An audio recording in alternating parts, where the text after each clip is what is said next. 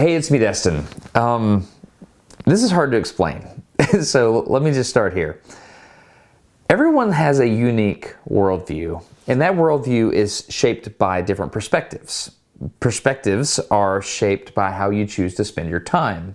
For the past 15 years, I have been a federal employee, specifically something called a Department of Defense civil servant. And as part of that, I took an oath to defend the Constitution against all threats, foreign and domestic. And I've been using math and science to do just that.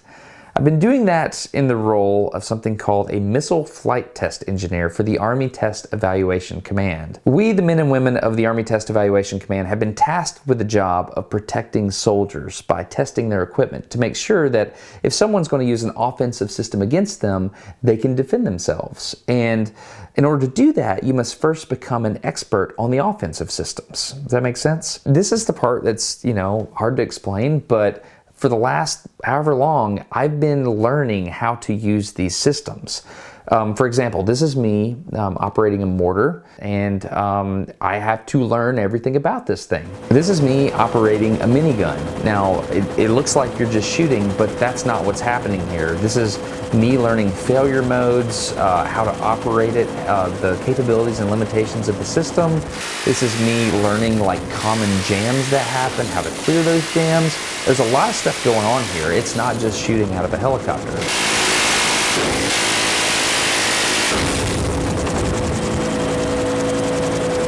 This is me in a Bradley infantry fighting vehicle firing the M242 25mm cannon. That's something I've spent a lot of time doing. The thing that I spent the most time on was missiles and rockets. This is me participating in a test of a Javelin missile system. Windows open. 3, 2, 1, fire!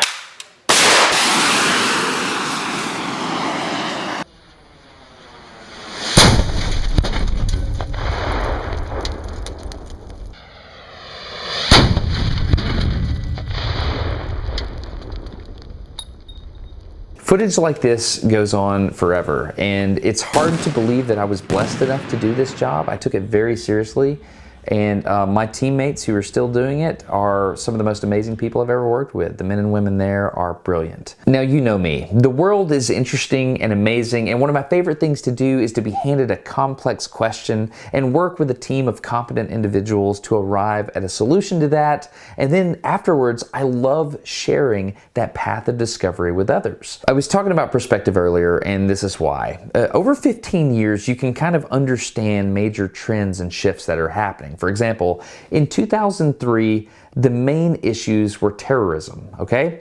Slowly, that started to shift, and I noticed that over time, here in the last couple of years especially, the US is mostly concerned about major state actors. So you can imagine how difficult it's been going into work every day, working on huge problems that matter and that have huge implications, and then not being able to talk about it with anyone. Well, this video changes that. I'm going back to school, right? On my way out the door, I get this call from a 4-star general, and he said, "Destin, would you like to film your last mission?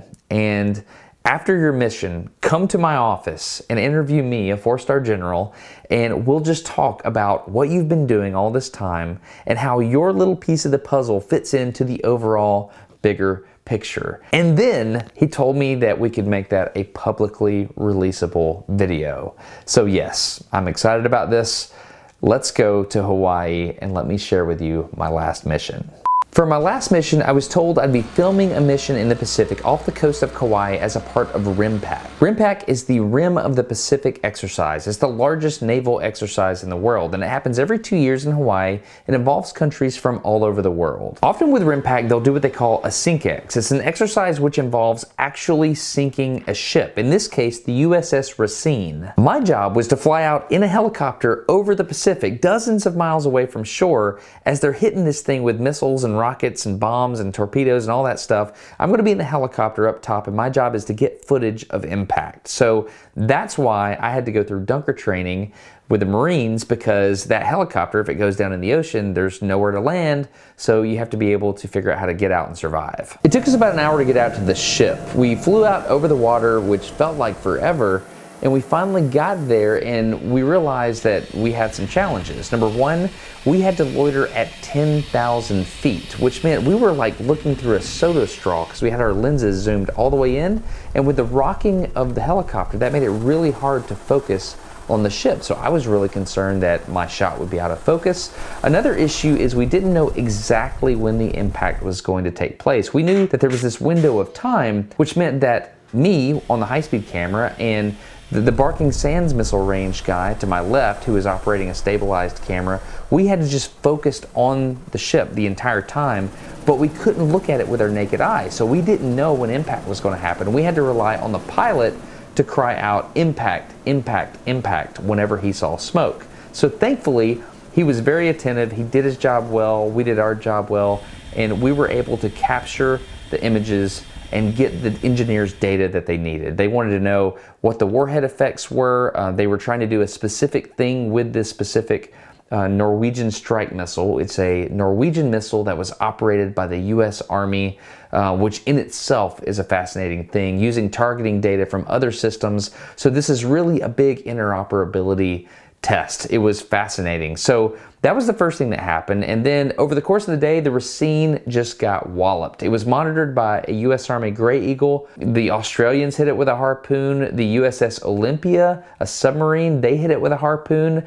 And then the Japanese Defense Forces, they hit it with a surface-to-ship missile. So I had another opportunity to film that in slow motion as well. And that was hard because, again, we had the same problems. We didn't know exactly when it was going to hit because it was so far from shore. I almost missed it. We got it right as it approached the ship, but I was very thankful we got the data that we needed. I wish I had triggered it just not even 100 milliseconds earlier, but thankfully we did get the bare bones data requirement that we needed. The USS Racine had a really bad day. After we hit it with all these missiles and stuff, some Apaches came all the way out from shore and they did some work on the deck with rockets and 30 Mike.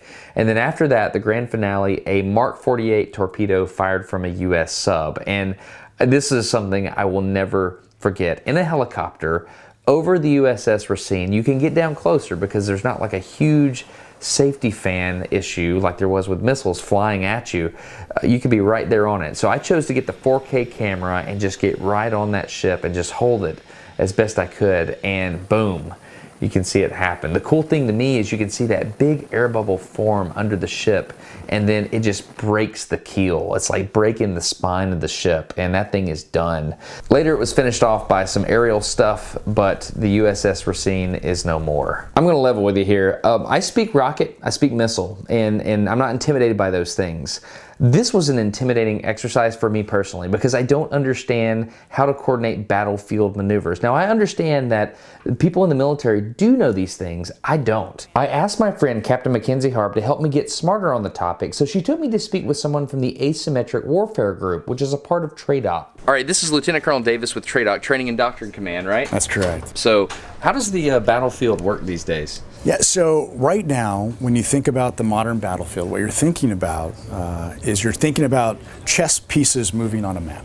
Could we create a new version of that that is three-dimensional? And so some of us grew up on Star Wars, even my kids grew up on Star Wars now. And there's a famous scene that keeps getting repeated where they are playing chess with these little creatures on a map, and they're in 3 dimensions and they're playing this three-dimensional chess. Well, when I was a kid, I always wanted to play three-dimensional chess. And that's what we're trying to do now with this battle space. So there are 5 acknowledged domains right now, and arguably there's a 6th, but the 5 domains, and we'll just go from lowest to highest because it's typically easiest that way. So there's sea, there's the land, there's the air, which are our traditional domains, which is why we have the Navy for the sea domain, the Army for the land domain, and then the Air Force for the air domain. And what we've realized in the last couple of years is that there's also the space domain, and then we also have the cyber domain. Because as we all know, the internet has changed the connectivity of our planet. And it's also changed not only the way we exchange information, but the way that we are going to interact with our environment. So you're saying the battlefield is not land with like Abrams tanks, or sea with, you know, a ship or something like that, or, you know, an airplane flying overhead. You're saying it's more than that now. Yes. The battlefield is different? The operational space has changed, just like the world has changed. Like a futuristic commander, he could be fighting a cyber war or cyber battle to his left, and he could have a naval battle to his right, and he's also thinking about the air battle. So he could be like fighting multiple battles at once in the same conflict. Absolutely. And that's called what? Multi-domain operations, and then you would be doing cross-domain maneuver within that multi-domain operation. Explain a cross-domain maneuver to me. We in the military would define a maneuver as the ability to shoot and move, and often we add communicate to that because you can't do one without the other. So the ability to shoot, move, and communicate within multiple domains. Air, land, sea battle, our traditional way of thinking of warfare, is a cross-domain maneuver when we are shooting from the sea through the air to the land. That is a cross-domain maneuver.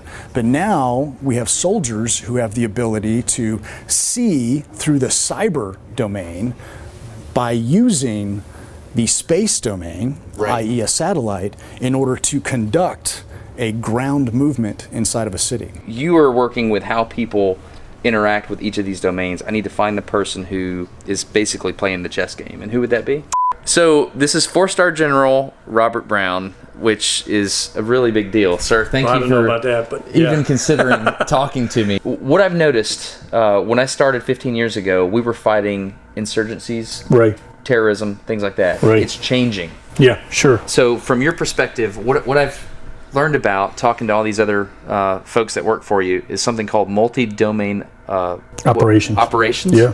And can you explain that to me? So multi-domain operations, I will tell you, it's I am positive. One thing I'm positive, it's the way of the future in warfare, and we're either going to do like we are now, innovate and move towards multi-domain operations to either win a conflict in the future or prevent it, because nobody would be stupid enough to fight against us, or we're going to be forced to do it because we lose someday pretty badly, and we're going to have to do it. And I hope that's not the case. So you're trying to get ahead of the curve. Get ahead of the curve, not fight the last fight, but fight the future fight. And in fact, maybe not have to fight because we're so darn good, nobody can match us. And so this is an evolutionary thing. You go back to the Civil War, the Battle of Vicksburg, and the Army had to work with the Navy and a river in that case to win at Vicksburg. With Grant actually diverted the river. There you go, exactly. Grant's Canal. And so you got domains in play there, you know, a little bit of maritime and land. However, things have changed, as you know, as well as anybody. The world's gotten so complex, and now there are these other domains out there. Cyber, space. I would also count the human domain as well, I think is the most important. What do you mean by that? Yeah, you know, what I mean by the human domain is that when you look at conflict, it's a contest of wills, and people are involved. It's about people. I mean, there may be, machines going against each other, and some people say, oh, it'll all be autonomous AI and all machines in the future. I certainly don't believe that. There'll be autonomous vehicles. There'll be a lot of that's done, but people are always going to have to be involved. That's the nature of conflict, and so it's influence over those people. And what we're seeing today is, you can influence someone before you're even at conflict with them, and you can influence them in the cyber domain, and you can influence them in the space domain, and you can influence, and there are no boundaries in these domains. Okay, so I think, forgive me, sir, you're a 4-star general. Yeah. You're a very important individual, but I'm a simple man, Yeah. and so I need it broken down for me. So, Okay. for example, I know I've been keeping up with the news, and I know that there's huge social media campaigns that Right. occur before an actual battle ever occurs now. Right. Is that true? Well, they call it the gray zone effect, and there's, you look at what some nations are doing. Russia's pretty darn good at it, China as well, where in what we used to call phase 0, pre-conflict, I don't like that term at all. I think it's always, there's always going to be competition, and we're in a hyper competition now, always. And you're exactly right. They will be working to shape and influence people's perceptions before a conflict even occurs, and hope that what happens is it's a fait accompli, that before we even fire a bullet, they've already won. And if you look at Russia and Ukraine, a little bit of that. We called them little green men. They took off their patches, claimed they weren't Russians, just to put just enough doubt, cyber stuff happening, events happening, and it wasn't quite, they're just staying right below the threshold of conflict. But yet, and then as soon as it was time to turn conflict, it was already over. Already over. They already had the territory. They already had what they wanted. Now they hold on to it. So this is new. And there are other aspects that are new. I would tell you that the speed of human velocity of human interaction is at a rate never before seen. You can put out a video and millions look at it. And when I was your age, there's no way I could get millions of people to look at anything. I can have a private that does something I have 106,000 people in the U.S. Army in the Pacific. I can have a private that does something that's on CNN tonight. Worldwide impact, influence, good or bad. That's changed, the speed of perception. And when I was talking this one time and someone confronted me and said, well, hey, things move fast in the Civil War. By telegraph, things move fast. They may have moved fast, they didn't diffuse rapidly. Now you can diffuse, and send a tweet, send a tweet halfway around the world and billions of people are paying attention to it, right? So this has an impact in conflict. It has an impact in everything in our society. Business, sports, military, conflict. It's a huge impact. And so you've got all the domains, air, land, sea, space, and I think around all of them is this human domain that is the most complex, the most important. And let's get back to multi-domain operations. We're going all over the place. I want to try to simplify it as best I can for you. So it's an evolutionary process. Over time, we've had air, land, sea. We're evolving, but it's a revolutionary impact where you're maneuvering in all domains to a position of relative advantage. So what we were just talking about was maneuvering in cyber to a position of relative advantage pre-conflict, maneuvering in space to a position of relative advantage. And to take advantage of multi-domain operations, if you truly work together, one of our strengths, we're more joint than any force in the world, the U.S. military. We're still not joint enough. And so we've got to work where it's not the exception where we're working really well together, not joint integration. Joint interdependence, but joint integration. Let me ask you this. So yesterday, I was over the water watching an engagement by a foreign nation engaging a target with information from U.S. satellites provided on a different type of communication network. Why is it? So I just see the engagement. I'm a missile tester. I test the missile, but I don't get to see the chess game. So I'm a little too close to the board. I'm the pawn. So think about, in the past, if the services are in stovepipes, and you can do things in your service pretty well, but if you have a menu of options of all the service capabilities, like you saw yesterday. So there was a missile that launched from the land, can destroy a ship at sea, and it was controlled by an Army element, but using Navy, Air Force, Marine, and as you mentioned, some national satellite means things never before used to pull it together and enable it to talk and work together. That gives you more options against an adversary. Anybody would want more options. It allows you to present multiple dilemmas to an adversary. Instead of a linear, here comes the land forces, here's the maritime forces, here's the air, we're working together. It's very linear and predictable. It's very unpredictable, multi-domain operations. So that's the goal, is to be unpredictable. Unpredictable, present multiple dilemmas to your adversary that they have to deal with, and then multiple options to your leadership.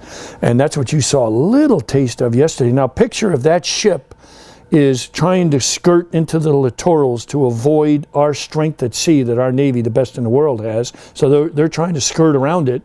Well, the Army can engage that ship now and destroy it. So now it has to go back out to sea and be right in our engagement area where we're going to destroy them. So you're pairing up together all domains, maneuvering to a position of relative advantage in each domain, working together to create those windows of opportunity where you can dominate your adversary.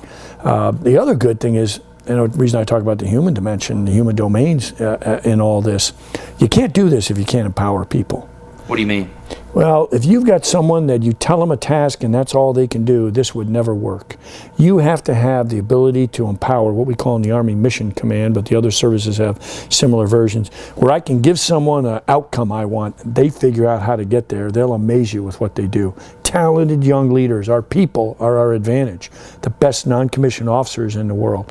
The best leaders that are taught to thrive in ambiguity and chaos. Multi-domain battle, we have multiple layers, you're playing 4D chess, but you're saying it's like the chess pieces are alive themselves. Yeah. And they can think on their own. Good analogy. For what move is best. And it's not you.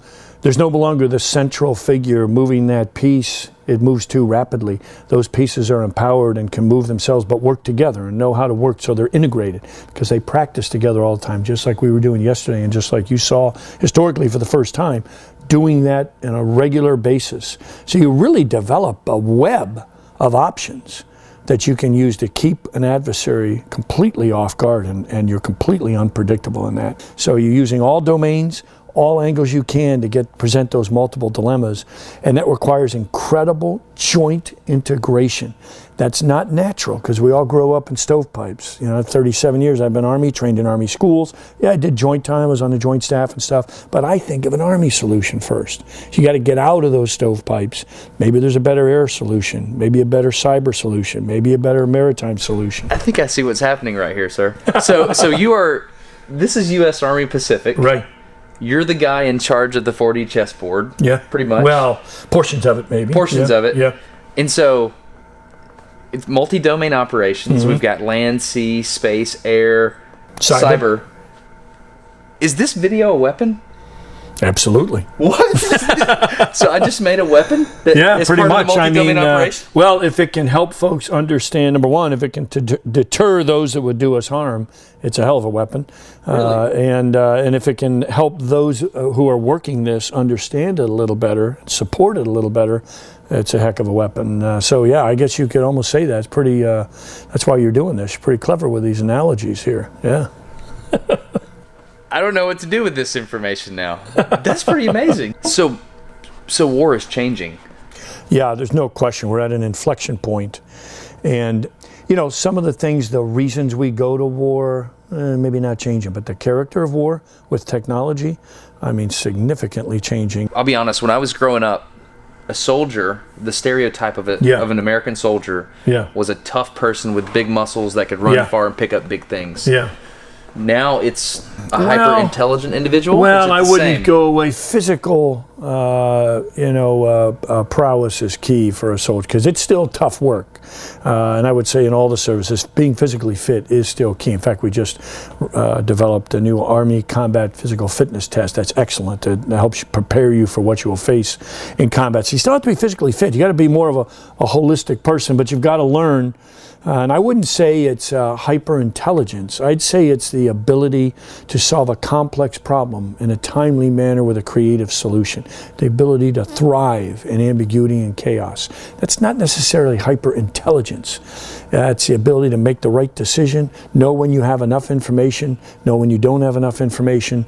It's common sense. It is intelligence, but it's training, education that we have to do, and we're doing different than we did in the past. We might have told somebody in the past, here's your task, here are the exact steps you need to take to accomplish it. Shouldn't do that anymore. Here's the outcome I want. You figure out how to get there. That's the difference. War is changing. Thank you very much for your time. Absolutely. I feel like you're the game master or something. And there's a huge, not a game. One thing I am war positive. Is not a game. One thing I am positive though is if we do this right, if we truly come together and integrate in a joint manner, the United States, along with our allies are so key. That's why, as you saw, we had a Japanese ground self-defense force involved, and our great allies around the world are critical. We're not going to do anything alone. But if we come together and we truly get multi-domain operations right, it'll be absolute key to peace and stability in the future, because no one would be foolish enough. And some of these nations we've been talking about, many out there, they don't have the people, the ability to empower people the way we do. And that's, it's that American spirit That is a huge advantage, has been for a long time. We can't handcuff those folks. We got to empower them, and that's what multi-domain operations is all about. And I sure wouldn't want to go against us when we do it right. Nobody wants to fight. You know, the best thing would be, again, the deterrence where we never have to fight, because nobody would be foolish enough to go against us. So that's the best thing. So I thank you for being interested in this, flying around in a helicopter above a missile being fired, several missiles being fired. Awesome, pretty gutsy. And coming out and seeing some of these things, just a small taste of it. They've got a lot to connect, a lot of work to do, pull all the pieces together. But if anybody can do it, the United States military can. I feel very confident, and I'm very proud. The United States Army leading the way with multi-domain operations. So the general mentioned that this video could be a weapon, and I hope it is. I hope it's a countermeasure. The one thing I want you to take away from this video is that multi-domain operations are the future of warfare. I find it fascinating that General Brown, a 4-star general, a person who wields incredible military might, is concerned about the cyber domain. You heard him say it, right? Several times. The cyber domain and the human element affected by the cyber domain. Let's think about what's different about the cyber domain. If you roll up into a bay in a ship and you start shooting stuff, people are going to notice, right? But how do maneuvers take place in the cyber domain? They're more subversive than that, right? People don't wear uniforms on the internet. You know, Surf Ninja 385 is not declaring his intent to be hostile before he does something. Maneuvers and actions in the cyber domain don't make loud noises. This type of conflict is based on deception, and the most important deception is to convince you that you're not at conflict. Heck, even a couple days ago, I was tweeting something asking about this stuff, and I was accused pretty quickly of tinfoil hattery. And I think the reason that is because we like to think about this place that we gather, the internet place here, as just a fun, consequence-free place where we can like and upvote and comment and subscribe and all that kind of stuff. But come on, we can all feel it. We just don't know how to say it. I feel this us versus them thing, and I've seen really smart friends fall into it, and I'm guilty myself. Something's happening. I just had a 4-star general tell me that the cyber domain, and specifically the human elements, us, affected within that cyber domain, is one of the 5 most important components to modern warfare. There's an old saying from when I was a kid, knowing is half the battle, and it totally applies here. Think about it. Just knowing that the cyber domain is a battle space, and I'm in it, is huge. So what about the other half of the battle? Straight up, I believe the biggest threat right now is division. They're going to find the division within our society, and they're going to try to amplify it. I would like to submit for your consideration a countermeasure, a way to get through this modern bombardment in this new battle space that we haven't experienced before. If they're trying to divide us, I think the way to get around this is proactive, intentional unity. We can all do this. We all need to be more conscious of what types of content we're consuming online. What are we liking? What are we sharing? How is that affecting our minds? Is it affecting the way we treat people both online and offline? If we extend patience and political grace, not just to those people we like, but also to those with whom we disagree, these maneuvers in the cyber domain meant to divide us simply will not work. Political grace. Basically, the art of disagreeing well. This is the ultimate countermeasure to this kind of attack. Thanks for watching this video.